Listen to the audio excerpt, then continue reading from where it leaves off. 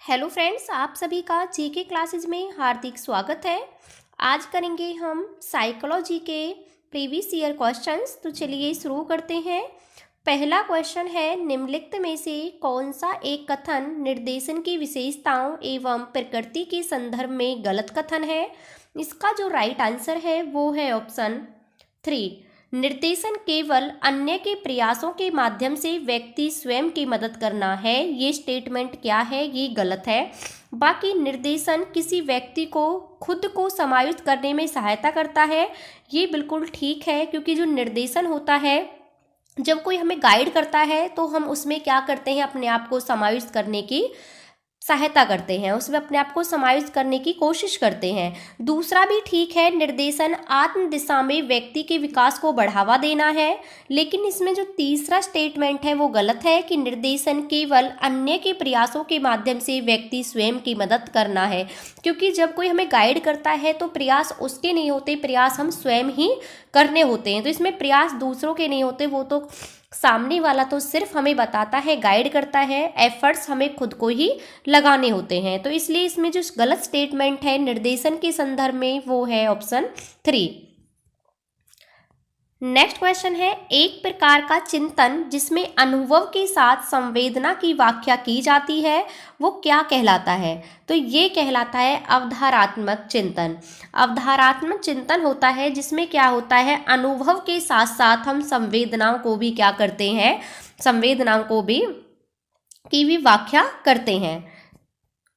Next question है, निम्नलिखित में से कौन सा एक कथन भावनाओं की विशेषताओं के संदर्भ में गलत कथन है। संवेग भावनाओं के आधार होते हैं, भावनाएं जन्मजात होती हैं, समय के साथ भावनाएं पुरानी पड़ जाती हैं और अपनी स्थिति बदल लेती हैं, या फिर ज़्यादातर जानवरों में भावनाएं नहीं होती क्योंकि उनके पास कोई बौद्धिक समझ नहीं होती। तो इसमें जो गलत है वो यही है कि भावनाएं जन्मजात होती हैं, क्योंकि भावनाएं जो होती हैं वो जन्मजात नहीं होती हैं। नेक्स्ट है, व्यवहार का अध्ययन करने के लिए सबसे पुरानी कौन सी विधि है। तो व्यवहार का अध्ययन करने के लिए सबसे पुरानी विधि है वो है आत्मनिरीक्षण विधि। नेक्स्ट क्वेश्चन है, निम्नलिखित में से कौन सी एक अपराधी बालक की विशेषता नहीं है। विद्यालय संपत्ति को नष्ट करना, धमकी देना एवं उपहास करना, सताना, शरीर रचना में एस्थेनिक। तो यही है, शरीर रचना में एस्थेनिक, ये अपराधी बालक की विशेषता नहीं है। जबकि विद्यालय संपत्ति को नष्ट करना, धमकी देना, सताना, ये सब क्या है, एक अपराधी बालक की विशेषताएं हैं। नेक्स्ट है, निम्नलिखित में से कौन सा एक बंडोरा द्वारा प्रदत्त अधिगम सिद्धांत के अंतर्गत अवलोकनात्मक अधिगम हेतु सही तार्किक क्रम है। सही क्रम कौन सा है। तो इसमें जो सही क्रम है जो बंडोरा ने दिया था वो है ऑप्शन 4। कौन कौन सा है, सबसे पहले आता है अवधारणात्मक, फिर है धारणात्मक, उत्पादन और अभिप्रेरणात्मक। उसका कहना था कि सबसे पहले जो इंसान है या कोई भी मनुष्य है वो सबसे पहले सीखने के लिए क्या करेगा, किसी चीज़ पर अपना अटेंशन करेगा, उसे अवधान में लाएगा, ध्यान में लाएगा। उसके बाद फिर उसमें चिंतन करेगा, उसे सोचेगा, री अटेंशन करेगा उसे, फिर उसे करेगा यानी कि उत्पादन होगा, और फिर लास्ट में क्या होगा, अभिप्रेरणात्मक, यानी कि उसे करने के बाद क्या मिलेगा, मोटिवेशन मिलेगा। तो ये बंडूरा का क्या था, यही एक सही क्रम था। नेक्स्ट है, ये किसने कहा कि व्यक्तित्व जन्मजात और अर्जित प्रवृत्तियों का योग है। तो ये किसने कहा था, ये कहा था वेलेंटीन ने। वेलेंटीन ने कहा था जो व्यक्तित्व होता है, पर्सनैलिटी होती है, वो जन्मजात और अर्जित प्रवृत्तियों का योग होता है। नेक्स्ट है, निम्नलिखित में से कौन सा विकास के संदर्भ में असत्य कथन है। तो कौन सा है जो विकास के संदर्भ में असत्य है। इसका जो राइट आंसर है वो है ऑप्शन 2। विकासात्मक पैटर्न अपूर्णनीय होता है। कि ये स्टेटमेंट है जो कहने का इसका मतलब है कि जो विकास होता है उसका पूर्व से अनुमान नहीं लगाया जा सकता। ये स्टेटमेंट गलत है, क्योंकि जो विकास होता है हम उसका पहले से अनुमान लगा सकते हैं। वो प्रिडिक्टेबल होता है, जबकि विकास में परिवर्तन निहित है, ये भी सही है। आरंभिक विकास पश्चावर्ती विकास की तुलना में ज़्यादा संकटपूर्ण होता है, ये भी बिल्कुल ठीक है। विकास परिपक्वता एवं अधिगम का उत्पाद होता है, ये भी बिल्कुल ठीक है। नेक्स्ट है लड़कियां शारीरिक रूप से लड़कों से श्रेष्ठ होती हैं। कब होती है? शैशवावस्था में, उत्तर बाल्यावस्था में, पूर्व बाल्यावस्था में, किशोर अवस्था में।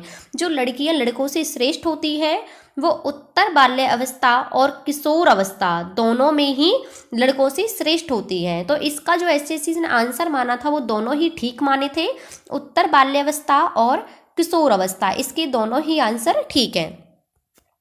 नेक्स्ट है, निम्नलिखित में से कौन सी एक विषय वस्तु समग्रवादी मनोवैज्ञानिक के अध्ययन क्षेत्र की है? तो कौन सी है? संज्ञानात्मक प्रक्रियाएं, चेतना, संपूर्ण रूप से मानसिक और व्यवहारिक प्रक्रियाएं, अस्तित्व के तरीके और समस्याएं। तो कौन सी है? इसमें है संपूर्ण रूप से मानसिक और व्यवहारिक प्रक्रियाएं। ये समग्रवादी मनोविज्ञान के अध्ययन क्षेत्र की विषय वस्तु हैं। नेक्स्ट क्वेश्चन है, लड़कियों के पितृ प्रेम भाव को फ्रायड ने किससे संबोधित किया है? तो उन्होंने किससे संबोधित किया था? इसे किया था इलेक्ट्रा भावना ग्रंथि से। जब लड़कियां का जो अपने पिता के प्रति जो प्रेम भाव होता है उसे फ्रायड ने नाम दिया था इलेक्ट्रा भावना ग्रंथि। नेक्स्ट क्वेश्चन है, कभी कभी प्रतिभाशाली माता पिता के बच्चे अपने माता पिता की तुलना में कम बुद्धि के साथ जन्म लेते हैं। इसका कहने का मतलब है कि इसका ठीक उल्टा होता है। तो यह वंशानुक्रम का कौन सा नियम कहलाता है? तो ये कौन सा नियम कहलाता है? ये कहलाता है प्रत्यागमन का नियम। नेक्स्ट है, निम्नलिखित में से कौन सी अंतर्मुखी सोच प्रकार व्यक्तित्व की विशेषता है? अंतर्मुखी सोच की कौन सी विशेषता है इनमें से? तो कौन सी विशेषता है? ये है कि ये अपनी बौद्धिक खोज में लीन रहते हैं। जो अंतर्मुखी सोच के व्यक्ति होते हैं यानी कि इंट्रोवर्ट होते हैं, ये अपनी बौद्धिक खोज में लीन होते हैं, ये इसकी विशेषता है। नेक्स्ट है, निम्नलिखित में से कौन सी एक जेम्स लांजे संवेग सिद्धांत द्वारा प्रदत्त सही श्रृंखला है? जो जेम्स लांजे ने दी थी संवेग सिद्धांत की, वो कौन सी सही श्रृंखला है इनमें से? तो कौन सी है? ये है ऑप्शन ए, परिस्थिति, शारीरिक अशांति और मानसिक स्थिति। ये क्या है? ये इसकी सही श्रृंखला है। नेक्स्ट है, निम्नलिखित में से कौन सी एक अंतर्दृष्टि की विशेषता नहीं है? आकस्मिकता, नवीन परिस्थिति में अनुक्रिया, आदत बल, अनुक्रिया का सहजता से होना। तो ये कौन सी इसकी विशेषता नहीं है? ये है आदत बल। आदत बल यानी कि हैबिट स्ट्रेंथ, इसकी क्या नहीं है? विशेषता नहीं है अंतर्दृष्टि की, यानी कि इनसाइट थ्योरी। इनसाइट थ्योरी है जो वो कोहलर ने दी थी। इसमें ये है कि जो इंसान के माइंड में जो थॉट आते हैं वो अचानक से आते हैं, तो इसमें आदत बल नहीं होगा, क्योंकि आदत जो है वो अचानक से नहीं आती। आदत एक लॉन्ग टाइम की से चली आ रही होती है। नेक्स्ट है, निम्नलिखित में से कौन सी एक सृजनात्मकता की अवस्था गॉर्डन ने अपनी साइनेटिक्स तकनीकी में प्रतिपादित नहीं की है? तो कौन सी विशेषता है जो नहीं की है? ये है समान वस्तु की खोज। समान वस्तु की खोज, इसको गॉर्डन ने अपनी साइनेटिक्स तकनीकी में प्रतिपादित नहीं किया है, जबकि संलग्नता, अंतर्भाविता, स्थगन और संकल्पना निर्माण, इन सबको उन्होंने प्रतिपादित किया है। नेक्स्ट है, निम्नलिखित में से कौन सी एक विशेषता प्रतिभाशाली बच्चों की दृष्टि से उपयुक्त नहीं है? तो कौन सी विशेषता है जो प्रतिभाशाली बच्चों की दृष्टि से उपयुक्त नहीं है? तो इसकी कौन सी है? ये है ऑप्शन 4, जो कुछ उन्होंने सुना या पढ़ा उसे बरकरार रखने के लिए बहुत अभ्यास की आवश्यकता होती है। ये गलत है, क्योंकि जो प्रतिभाशाली बच्चे होते हैं उन्हें बहुत ज़्यादा अभ्यास की ज़रूरत नहीं होती, वो एक बार में चीज़ों को अंडरस्टैंड कर लेते हैं। ये विशेषता है जो कि कम बुद्धि वाले बच्चे होते हैं, उन्हें इसे बरकरार रखने के लिए कई बार अभ्यास करने की ज़रूरत होती है। बाकी सारी स्टेटमेंट ठीक है कि जो प्रतिभाशाली बच्चे हैं वो तेज़ी से और आसानी से सीखते हैं, ये भी ठीक है। कठिन मानसिक कार्यों को प्रदर्शित करते हैं, ये भी ठीक है। बहुत प्रकार की जानकारी रखते हैं जिनके बारे में ज़्यादातर बच्चे जागरूक नहीं होते, ये भी बिल्कुल ठीक है। नेक्स्ट है वय संधि अवस्था का आयु विस्तार क्या होता है। जो वय संधि होती है उसका आयु का जो विस्तार होता है वो होता है 11 से 16 वर्ष। इसका जो राइट आंसर है वो है ऑप्शन 3। नेक्स्ट है निम्नलिखित में से कौन सा एक बुद्धि के निष्पादन परीक्षण का प्रकार नहीं है। तो कौन सा है इनमें, ये नहीं है आर्मी अल्फा परीक्षण, ये बुद्धि के निष्पादन परीक्षण का प्रकार नहीं है। जबकि कोहे का ब्लॉक डिजाइन परीक्षण, घन निर्माण रचना परीक्षण, पास अलोंग परीक्षण, ये तीनों की तीनों क्या हैं, ये बुद्धि के निष्पादन परीक्षण के प्रकार हैं।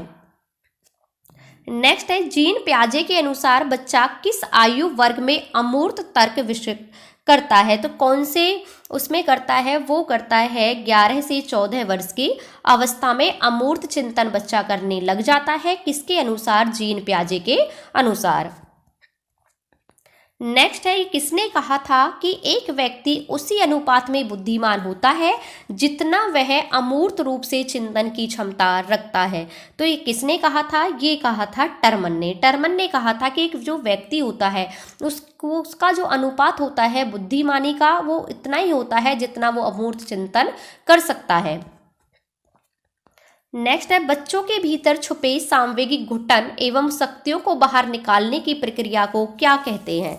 तो क्या कहते हैं इसे, सांवेगिक स्थिरता, सांवेगिक संवेदनशीलता, सांवेगिक विवेचन, सांवेगिक सामर्थ्य। तो इसे कहते हैं सांवेगिक विवेचन। बच्चों के भीतर छुपे सांवेगिक घुटन एवं शक्तियों को जो बाहर निकालने की जो प्रक्रिया होती है उसे क्या कहते हैं, उसे कहते हैं सांवेगिक विवेचन।